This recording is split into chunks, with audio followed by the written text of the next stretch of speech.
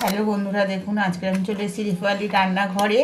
আজকে দেখো পাঁচমিশের তরকারি তো আপনারা সবাই খেয়েছেন, কিন্তু 7 রকম সবজি দিয়ে ভাজা চিনেবাদাম দিয়ে এটা তো খাননি, নতুনত্ব একদম ভাজাটা রেসিপি দেখুন, সেটাই আজকে আমি শেয়ার করছি আপনাদের সঙ্গে। আর তার জন্য আমি নিয়ে নিয়েছি এখানে এই যে 100 গ্রামের মতন চিনেবাদাম নিয়ে নিয়েছি।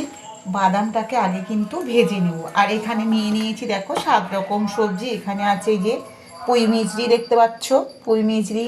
এখানে আছে যে পুঁই মিচড়ি, পেঁয়াজ কলি, বিনস, বরবটি, মটরশুঁটি, তারপরে গাজর, আলু, আর এখানে 4খানা কাঁচা লঙ্কা কেটে দিয়ে দিয়েছে এর সঙ্গে।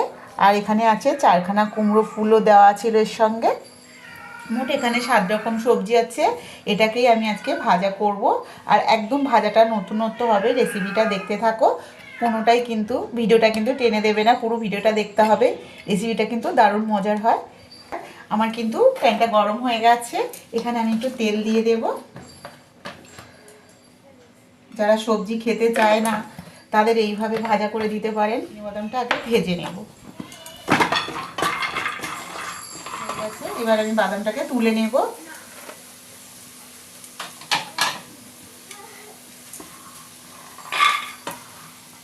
বাদামটাকে ভেজে আলাদা করে সরিয়ে দিতে হবে। এবার এখানে যে সবজিগুলো আমি 7 রকম সবজি যে কেটে রেখেছিলাম, এই সবজিগুলো কিন্তু তেলের ওপরে দিয়ে দেব।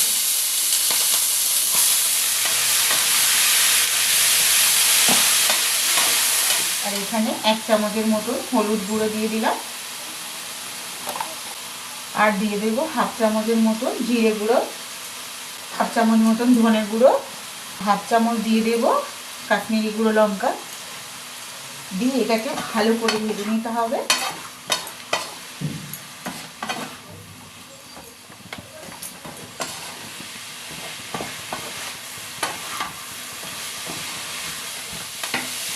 এবার আঁচটাকে কমিয়ে দিয়ে লো ফ্লেমে দিয়ে 5 মিনিটের জন্য ঢাকা দিয়ে রেখে দেব।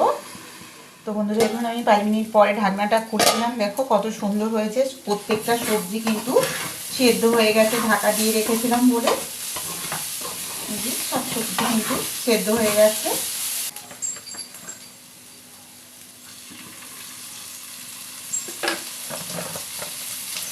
অল্প করে একটু তেল দিয়ে দিলাম। আর এখানে যে চিনেবাদামটা ভেজে রেখেছিলাম, চিনেবাদামটাও দিয়ে দিলাম।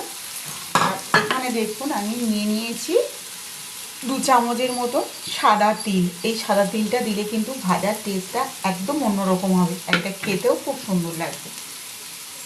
এই সাদা তিলটা দিয়ে দিলাম, দিয়ে এবার সবগুলো উপকরণকে ভালো করে ভেজে নেব।